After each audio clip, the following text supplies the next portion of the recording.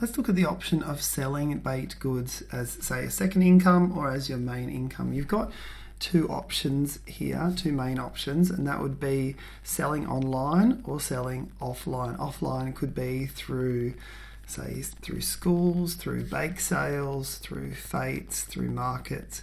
There's a few different options there as well.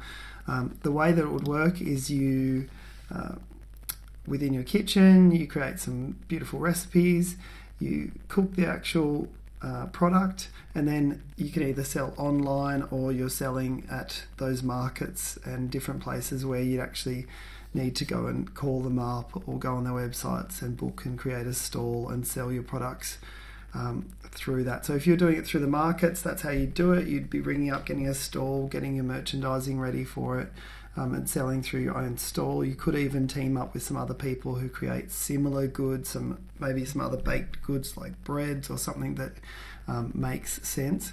You could sell through a market that way, or you could sell online. Some of the things to look out for in doing this kind of business is just knowing the rules around, I guess, commercial and non-commercial kitchens and health and safety standards and what permits you might need to be able to sell in different areas. Making sure that your labelling is correct on all your products. So saying if there's any traces of particular allergens, that they need to be listed on there as well. So you've just got to correctly label them.